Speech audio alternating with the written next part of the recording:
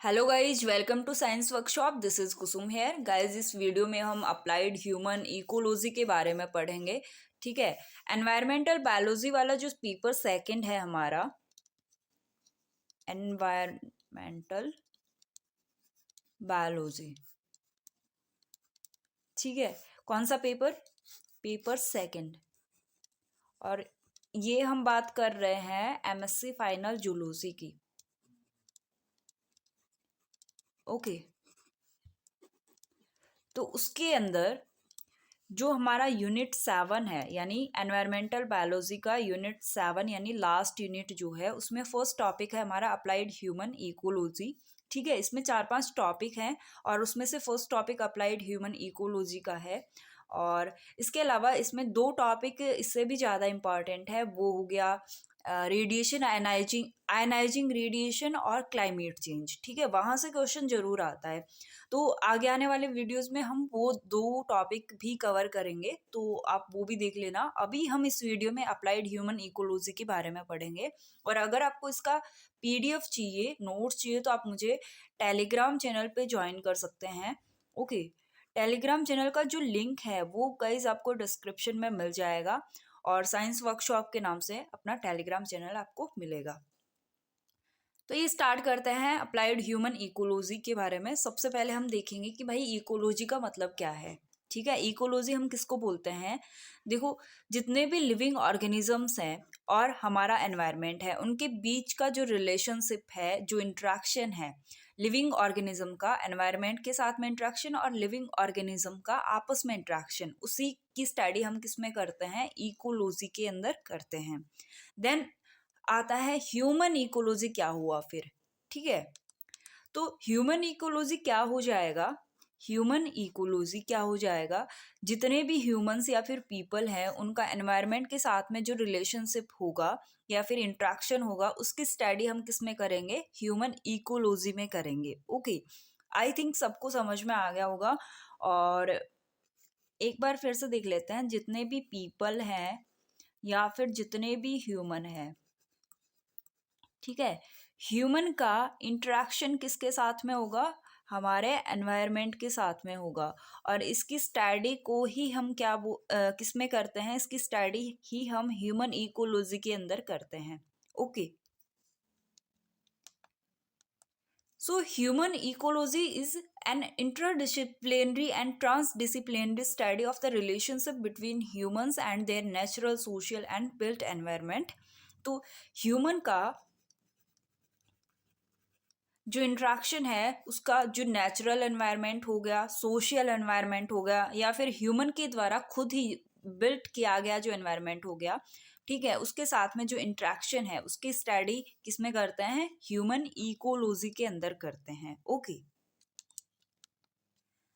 सो जो हमारा human ecology है, the philosophy and study of human ecology has a diffuse history. ये जो हमारा ह्यूमन इकोलॉजी, ये डिफरेंट डिफरेंट ब्रांचेस के साथ में क्या रखता है? रिलेशनशिप रखता है। और वो कौन कौन सी होगी? इकोलॉजी हो गया, जियोग्राफी हो गया, sociology, psychology, anthropology, zoology, epidemiology, public health, home economics, इन सब के साथ में ये रिलेशनशिप रखता है। ठीक है। यानी ये एक दूसरे से कनेक्टेड रहता है। हमारा जो ह्यूमन इकोलॉजी है वो सोशियोलॉजी से कनेक्टेड है, साइकोलॉजी से, पॉलिटिकल साइंस से, इकोनॉमिक्स से, हिस्ट्री, ज्योग्राफी, ह्यूमन बायोलॉजी, और biological ecology, evolutionary biology, geology, palaeontology, archaeology और एंथ्रोपोलॉजी, ये सब जो है आपस में रिलेशनशिप रखते हैं। ठीक है। यानी ये ह्यूमन इकोलॉजी इन सारी ब्रांचेस से कनेक्टेड है। ह्यूमन इकोलॉजी क्या करता है? ह्यूमन इकोलॉजी भाई, जो भी इंट्रैक्शन होगा ह्यूमन और उसका एनवायरनमेंट के बीच में, उसका क्या पैटर्न होगा, उसकी क्या प्रोसेस होगी, इसको इंक्वायर करता है। ठीक है। इसकी जानकारी रखता है ह्यूमन इकोलॉजी, या फिर इसकी स्टडी हम कर सकते हैं कि ह्यूमन और एनवायरनमेंट जो है उसके बीच में इंट्रैक्शन का क्या पैटर्न है, क्या प्रोसेस है। ठीक है। इसकी स्टडी हम किसके अंदर कर सकते हैं? ह्यूमन इकोलॉजी के अंदर कर सकते हैं। So human values, wealth, lifestyle, resource use और वेस्ट, ठीक है, ये सारी चीज़ें किससे अफेक्टेड होती है? ये सारी चीज़ें फिजिकल और बायोटिक एनवायरनमेंट से अफेक्ट होगी, और ये सारी चीज़ें फिजिकल और बायोटिक एनवायरनमेंट को अफेक्ट भी करेगी, ठीक है। दोनों का मतलब समझे कि मान लो कोई ह्यूमन वैल्यू की बात कर रहे हैं हम, ये जो ह्यूमन वैल्यूज़ हैं ये किसको अफेक्ट करेगी? हमारा जो फिजिकल एंड बायोटिक एनवायरनमेंट है, ये ह्यूमन वैल्यूज इसको अफेक्ट करेगी, ठीक है। और हमारा जो फिजिकल और बायोटिक एनवायरनमेंट है ये हमारी ह्यूमन वैल्यूज, वेल्थ, लाइफस्टाइल को भी अफेक्ट करता है, ओके। और इन सब की स्टडी हम कहाँ करते हैं? ह्यूमन इकोलॉजी के अंदर करते हैं। अभी हम नेक्स्ट कुछ देखते हैं, historical development of human ecology. Human ecology का हिस्टोरिकल डेवलपमेंट हुआ कैसे है, वो सारी चीजें कुछ देखेंगे, ठीक है। सो गाइज, ये जो टर्म है ह्यूमन इकोलॉजी का जो टर्म है, ठीक है, ये किसने दिया था? फर्स्टली ये दिया था एलन स्वैलो रिचर्ड्स नाम के एक साइंटिस्ट थे। उन्होंने 1907 में ये सैनिटेशन इन डेली लाइफ में इसका यूज किया था, ह्यूमन इकोलॉजी टर्म का, ठीक है। इन्होंने कैसे डिफाइन किया था कि ह्यूमन इकोलॉजी क्या है? इन्होंने बोला था कि the study of the surrounding of human beings in the effect they produce on the leaves of man, ठीक है। यानी ये एक स्टडी है ह्यूमन के सराउंडिंग्स की, जो कि इफेक्ट करते हैं, जो कि इफेक्ट प्रोड्यूस करते हैं on the leaves of man, जो कि लाइव्स हैं वहाँ पे, उसके ऊपर ये इफेक्ट प्रोड्यूस करते हैं, जो भी सराउंडिंग्स है ह्यूमन बींग्स की। सराउंडिंग क्या है ह्यूमन बींग्स की? भाई फिजिकल और बायोटिक एनवायरनमेंट है। फिजिकल एंड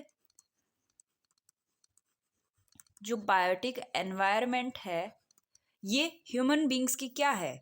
सराउंडिंग्स है। और ये किसको अफेक्ट करेंगे? वहाँ रहने वाले मैन को, यानी ह्यूमन को अफेक्ट करेंगे, ओके। इन्होंने ये बोला था कि ह्यूमन इकोलॉजी जो है वो है ह्यूमन बींग्स की जो सराउंडिंग्स हैं, यानी फिजिकल और बायोटिक एनवायरनमेंट है, वो जो लाइव्स हैं यानी ह्यूमन वहाँ पे रह रहा है उसको अफेक्ट करते हैं, okay. So, Richard's use of the term recognized human as part of rather than separate from nature. Richards ने क्या कहा कि जो human है वो nature का ही एक part है, nature से separate नहीं है, ठीक है। The term made its first formal appearance in the field of sociology in 1921 book Introduction to the Science of Sociology. ये जो हमारा टर्म है ह्यूमन इकोलॉजी को, इसको फॉर्मल अपीयरेंस कब मिला सोशियोलॉजी के फील्ड में, ठीक है। तो ये जो फॉर्मल अपीयरेंस मिला सोशियोलॉजी के फील्ड में वो मिला 1921 में, और ये एक बुक थी introduction to the science of sociology, जो कि पब्लिश की गई थी Robert E Park and Ernest W Burgess के द्वारा, ठीक है। Helps solidify human ecology as a sub discipline within the Chicago school. और इन्होंने ये भी हेल्प करा कि जो हमारा ह्यूमन इकोलॉजी है, ह्यूमन इकोलॉजी जो है इसको सब डिसिप्लिन के रूप में आगे लाया जाए, ठीक है। सब डिसिप्लिन का मतलब क्या हुआ कि लाइक हम कोई भी चैप्टर पढ़ रहे हैं, ठीक है, उसमें क्या है, उसमें भाई टॉपिक्स हैं, और उन टॉपिक्स में भी क्या हो गए, सब टॉपिक्स हो गए। तो उन्होंने इस तरह से सब टॉपिक हुए, एक तरह से यहाँ पे आप समझ सकते हैं कि एक सब डिसिप्लिन के रूप में शिकागो स्कूल में इन दोनों ने, ई पर्क एंड अर्नेस्ट बर्जेस ने हेल्प करा था कि ये एक सब डिसिप्लिन के रूप में ह्यूमन इकोलॉजी आगे आए, ठीक है। These authors emphasized the difference between human ecology and ecology in general by highlighting cultural evolution in human societies. इन दोनों authors ने क्या करा था कि जो ह्यूमन इकोलॉजी और नॉर्मल इकोलॉजी है, ठीक है, उनमें डिफरेंसेस को हाईलाइट करा था, ठीक है। और इन्होंने कल्चरल जो इवोल्यूशन है ह्यूमन सोसाइटीज़ में, ओके, उसको हाईलाइट करा था कि कैसे कैसे कल्चर का इवोल्यूशन हो रहा है टाइम के साथ साथ में ह्यूमन सोसाइटीज के अंदर। जो हमारा इकोसिस्टम है ये पूरा का पूरा, अब हम ह्यूमन इकोलॉजी के बारे में पढ़ेंगे गाइस, ह्यूमन इकोलॉजी। हमने इसके हिस्टोरिकल डेवलपमेंट के बारे में देख लिया कि कैसे किसने सबसे पहले ये टर्म यूज़ करा था, फिर सोशियोलॉजी की फील्ड में सबसे पहले एक फॉर्मल अपीयरेंस किसने इसको दिलवाया था, है ना। अब हम ह्यूमन इकोलॉजी के बारे में पढ़ेंगे। The ecosystem provide service to the social system by moving material, energy and information to the social system to meet peoples need. इसका मतलब क्या हुआ कि जो हम जो ह्यूमन नीड्स हैं, ठीक है, उसको फुलफिल करने के लिए जो हमारा इकोसिस्टम है वो हमें सर्विस प्रोवाइड कराता है। और वो सर्विस कैसे प्रोवाइड कराएगा? ये जो मटेरियल हो गया, एनर्जी हो गया और इंफॉर्मेशन होगा, इनके मूवमेंट के द्वारा प्रोवाइड कराएगा। सो जो हमारा इकोसिस्टम है वो सोशल सिस्टम को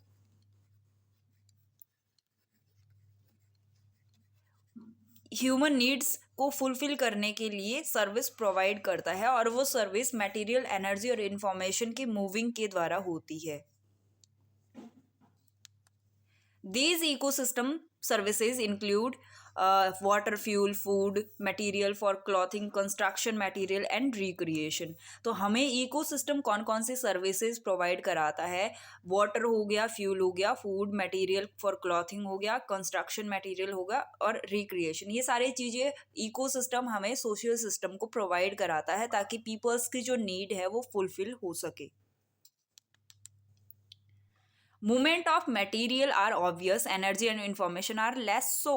Every material object contain energy, most conspicuous in food and fuel, and every object contain information in the way it is structured or organized। देखो, हर एक जो चीज़ है जो हमें जो इकोसिस्टम प्रोवाइड करा रहा है सोशल सिस्टम को या ह्यूमन को, वो हर एक चीज़ क्या क्या कंटेन करती है? एनर्जी को कंटेन करती है और इंफॉर्मेशन को भी कंटेन करती है, ठीक है। और मटेरियल तो हमें प्रोवाइड हो ही रहा है, कोई भी मटेरियल हो वो एनर्जी और इंफॉर्मेशन को कंटेन करेगा। Information can move from ecosystem to social system independent of materials.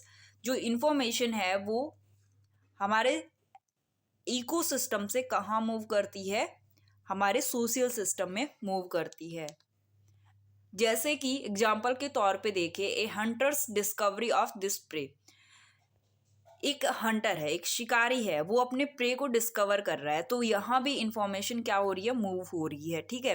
लेकिन यहाँ पे कोई मटेरियल नहीं है भाई, ये जो इंफॉर्मेशन है वो मटेरियल से इंडिपेंडेंट है, okay.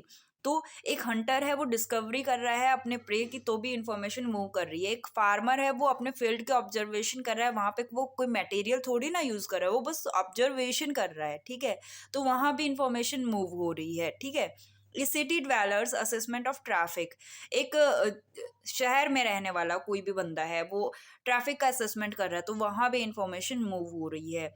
When crossing the street, ठीक है, and a refreshing walks in the wood are all transfer of information from ecosystem to social system. यानी ये सारी चीज़ें जब हो रही हैं तो क्या हो रहा है कि इंफॉर्मेशन ट्रांसफ़र हो रही है, कहाँ से? इकोसिस्टम से सोशल सिस्टम में इंफॉर्मेशन का ट्रांसफ़र हो रहा है, okay. So material, energy and information, ये तीन मेन चीज़ें हैं, ठीक है, जो कि सोशल सिस्टम से इकोसिस्टम में मूव करती है और इकोसिस्टम से सोशल सिस्टम में मूव करती है as a consequences of human activities that impact the ecosystem. So हमारी ह्यूमन एक्टिविटी है, जितनी भी ह्यूमन एक्टिविटी है वो किसको इम्पैक्ट करेगी? इकोसिस्टम को इम्पैक्ट करेगी। हम रिसोर्सेज का यूज़ कर रहे हैं, हम कोई भी एक्टिविटी कर रहे हैं, वो सारी की सारी चीज़ें हमारे इकोसिस्टम को इम्पैक्ट करती है, ठीक है, भले वो पॉजिटिवली हो भले वो नेगेटिवली हो। पीपल जब पीपल अफेक्ट करते हैं इकोसिस्टम को, जब वो रिसोर्सेज को क्या करते हैं? यूज़ करते हैं। रिसोर्सेज क्या क्या हो गए? वाटर हो गया, फिश हो गया, टिम्बर हो गया, लाइव स्टॉक, ग्रेजिंग लैंड हो गया, ठीक है, ये सारे के सारे रिसोर्सेज है। और जब पीपल इसका यूज़ करते हैं इन रिसोर्सेज का, तो वो अफेक्ट करते हैं इकोसिस्टम को। After using material from ecosystem, जब ह्यूमन क्या करता है भाई, मटेरियल्स को यूज कर लिया इकोसिस्टम से, people return the materials to ecosystem as waste. People क्या करते हैं, उस मटेरियल को इकोसिस्टम में एज ए वेस्ट डाल देते हैं, ठीक है। पीपल इंटेंशनली मॉडिफाई और recognise reorganize existing ecosystems or create in new ones to better serve their needs। अब ह्यूमन तो क्या है भाई, अपनी नीड्स को फुलफिल करने के लिए क्या करेगा कि जो भी चीज़ें हैं उसको रीऑर्गेनाइज करेगा इकोसिस्टम में, या फिर एक नया चीज़ जो है वो बनाने की कोशिश करेगा, ठीक है, ताकि उसकी नीड्स जो वो अच्छे से फुलफिल हो सके। तो ये सारी चीज़ें अफेक्ट करती है किसको, इकोसिस्टम को। आप यहाँ देख सकते हैं कि एक तरफ तो है हमारा सोशल सिस्टम, ठीक है, और दूसरी तरफ है हमारा इकोसिस्टम, ओके। और यहाँ हो रही है ह्यूमन एक्टिविटीज, ओके, यहाँ हो रही है ह्यूमन एक्टिविटी। तो सोशल सिस्टम और इकोसिस्टम दोनों इफेक्ट होते हैं ह्यूमन एक्टिविटीज के द्वारा। और सोशल सिस्टम से एनर्जी, मटेरियल और इंफॉर्मेशन का ट्रांसफर कहाँ होगा, इकोसिस्टम में होगा। और इकोसिस्टम से एनर्जी, मटेरियल और इंफॉर्मेशन का ट्रांसफर कहाँ होगा, सोशल सिस्टम में होगा, ओके। और सोशल सिस्टम में क्या क्या आ जाएगा भाई, नॉलेज हो गया, टेक्नोलॉजी हो गया, पॉपुलेशन हो गया, वैल्यूज, सोशल ऑर्गेनाइजेशन, ये सारी की सारी चीज़ें किससे रिलेटेड है, सोशल सिस्टम से रिलेटेड है, ओके। एंड इकोसिस्टम की अगर बात करें तो यहाँ पे हमारा प्लांट्स आ गया, एनिमल्स आ गया, air, water, soil, human built structures, micro organism, ये सारे के सारे किसका पार्ट है, इकोसिस्टम का पार्ट है। तो ये दोनों के बीच में क्या होता है, रिलेशनशिप होता है और इंट्रैक्शन होता है। और सोशल सिस्टम और इकोसिस्टम के बीच की स्टडी को ही हम किस में देख रहे हैं, ह्यूमन इकोलॉजी में देख रहे हैं, ओके। तो आई होप ये जो रिलेशन है इन दोनों के बीच में कैसे रिलेशन हो रहा है, ये एनर्जी, मटेरियल और इन्फॉर्मेशन का अभी कॉन्सेप्ट अभी हम समझ के आए हैं। आई होप सबको समझ में आ गया होगा। फिर भी कोई डाउट बचता आप मुझे कमेंट बॉक्स में पूछ सकते हैं। एक एग्जांपल लेते गाइस, ताकि और ठीक से समझ में आ जाए कि हम जो ह्यूमन इकोलॉजी के बारे में बात कर रहे हैं वो क्या मैटर क्या चल रहा है ना। An example of social system ecosystem interaction, destruction of marine animals by commercial fishing। एक एग्जाम्पल है सोशल सिस्टम और इकोसिस्टम के इंटरेक्शन का, ठीक है। तो जो फिशिंग करते हैं यानी मछली वगैरह पकड़ के लाते हैं लोग, तो वो एक तरह से लोगों का रोजी रोटी रहता है। लेकिन उसकी वजह से, फिशिंग की वजह से जो मैराइन बाकी एनिमल्स जो हैं वो डिस्ट्रैक्ट हो रहे हैं, उनको प्रॉब्लम हो रही है, उनकी डेथ हो रही है। तो ये एक स्टोरी है। तो स्टोरी को स्टोरी की तरह से समझना ताकि दिमाग में रहे। ये थोड़ा सा मटेरियल शायद मैंने लंबा लिख रखा है, लेकिन स्टोरी को स्टोरी की तरह से समझोगे तो ये लंबा लिखा हुआ कोई ज़रूरी नहीं है कि आप इसी को एक एक लाइन को पढ़ें, बस स्टोरी समझ में आनी चाहिए, है ना। So human ecology analyzes the consequences of human activities as a chain of effect through the ecosystem and human social system. The following stories about fishing। अभी इसको ह्यूमन इकोलॉजी को एनालिसिस कर रहे हैं, इसके कॉन्सिक्वेंसेस को, कि ह्यूमन एक्टिविटीज जो है वो क्या, इसके क्या क्या कॉन्सिक्वेंसेस हो सकते हैं, ओके। और effect through the ecosystem and human social system, और ये जो चैन है एक्टिविटीज़ की वो कैसे इकोसिस्टम और ह्यूमन सोशल सिस्टम को इफेक्ट करती है। तो एक स्टोरी है फिशिंग की। तो fishing is directed toward one part of marine ecosystem namely fish, but fishing has unintended effect on other part of the ecosystem. अब हम सोचते हैं कि भाई हम फिशिंग कर रहे हैं तो हम सिर्फ फिश को पकड़ के लेके आ रहे हैं, लेकिन ये हमारे इंटेंशन में ना होते हुए भी इकोसिस्टम के अदर पार्ट को भी इफेक्ट करता है। यानी जब हम फिश को पकड़ने जाएंगे तो जो मैराइन इकोसिस्टम के अंदर बाकी जो भी एनिमल्स होंगे, ठीक है, मैराइन एनिमल्स जो होंगे उनको भी ये चीज इफेक्ट करती है, okay. So those effects set in motion a series of additional effects that go back and forth between ecosystem and social system। यानी ये बाकी चीज़ों को भी इफेक्ट करता है। Drift net are nylon nets that are invisible in the water, जो drift nets थे जो कि नायलॉन नेट होते थे, ठीक है, यानी जिनसे हम पकड़ रहे थे, फिशिंग कर रहे थे, फिशेज को, मछलियों को पकड़ रहे थे, वो ड्रिफ्ट नेट बोलते उसको। और वो नायलॉन के बने हुए होते थे और वाटर में वो दिखते नहीं थे, ठीक है। So fish become tangled in drift net when they try to swim through them, तो फिश उसके अंदर फंस जाती थी, ठीक है।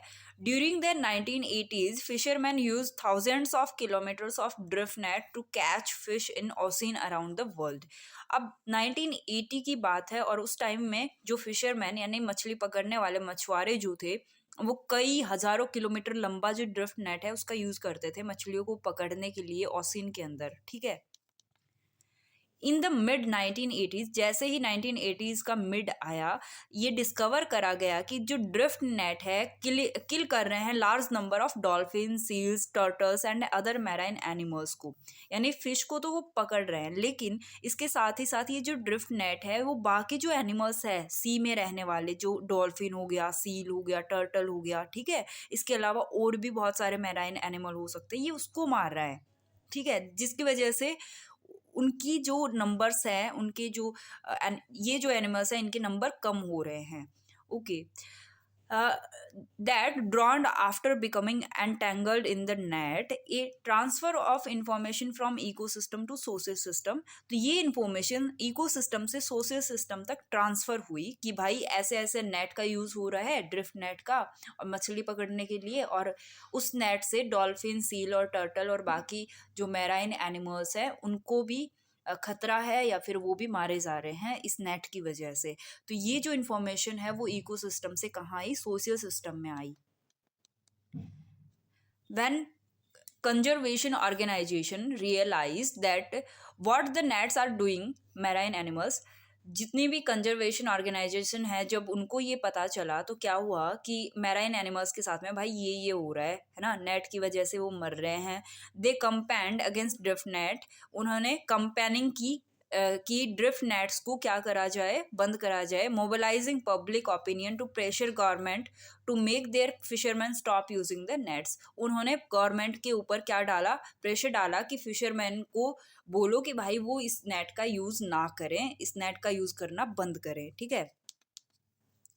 The government of the some nation did not respond, बहुत सारी गवर्नमेंट ने इसका कोई रिस्पॉन्स नहीं दिया, लेकिन कुछ नेशन क्या इस प्रॉब्लम को कहाँ लेके गए, यूनाइटेड नेशन तक लेके गए, which passed a resolution that all nation should stop using drift net. उन्होंने एक रिजोल्यूशन को पास करा और उन्होंने ऐसे बोला, यूनाइटेड नेशन ने ऐसे बोला कि जितने भी ड्रिफ्ट नेट हैं उसको, उसके यूज को स्टॉप कर दिया जाए, ठीक है। At first, many fishermen did not want to stop using drift, but their government forced them to change. बहुत सारे फिशरमैन ऐसे थे भाई कि जो नहीं चाहते थे कि वो ड्रिफ्ट नेट का यूज बंद कर दे, लेकिन गवर्नमेंट का प्रेशर था, उन्होंने फोर्स करा तो ये उनको बंद करना पड़ा। Within a few years, the fishermen switched from drift net to long line and other fishing method. और उन्होंने ड्रिफ्ट नेट को बंद कर दिया तो मछली पकड़ना तो बाद में ज़रूरी था ना, तो उन्होंने कुछ और तरीके देखे भाई किस चीज़ से मछली को पकड़ा जा सकता है, फिशिंग की जा सकती है, तो उन्होंने लॉन्ग लाइन का यूज़ करा और इसके अलावा और भी अदर फिशिंग मेथड्स का यूज़ करा। Long line which feather batted hooked hanging from a man the often kilometre in length. उसके बाद में उन्होंने लॉन्ग लाइन, ये जो मेथड है इसका यूज़ करना स्टार्ट कर दिया था। यहाँ पे आप देख सकते हैं इस एक डायग्राम में आपको पूरा का पूरा जो फिशिंग वाला स्टोरी है वो समझ में आ जाएगा कि सोशल सिस्टम ये वाला रहा, ये हमारा इकोसिस्टम है और यहाँ पे फूड के लिए फिशिंग को यूज़ में लिया जा रहा है और फिशरमैन, यहाँ पे फिशरमैन जो है वो उसको फिशिंग कर रहे हैं। तो जब ऑर्गेनाइजेशन को पता चला, जो कंजर्वेशन ऑर्गेनाइजेशन है उसको पता चला कि भाई ड्रिफ्ट नेट का यूज़ किया जा रहा है, जो कि किसका बना होता था, नायलॉन का बना होता था, लेकिन फिशिंग के साथ साथ में वो क्या कर रहे थे, बाकी जो मैराइन एनिमल्स है उनको भी नुकसान पहुंचा रहे थे, उनकी भी डेथ का कारण बन रहे थे। तो उन्होंने कंपेनिंग की और गवर्नमेंट के को प्रेशर डाला कि वो सारे के सारे नेट जो है उनका यूज़ बंद कर दिया जाए ताकि बाकी मैराइन एनिमल्स को बचाया जा सके। तो बहुत सारी गवर्नमेंट ने इसको रिस्पॉन्ड नहीं दिया, तो लोग क्या, ये ऑर्गेनाइजेशन जो है वो इस मैटर को यूनाइटेड नेशन के पास में लेके गए और उन्होंने पास किया कि इन सारे नेट का यूज जो है वो बंद किया जाए। तो बहुत सारे फिशरमैन तो ऐसे थे जिन्होंने, जो चाहते नहीं थे भाई इस नेट का यूज ना करे, क्योंकि उनको इससे फायदा हो रहा था, तो वो अपना नुकसान क्यों ही करना चाहेंगे।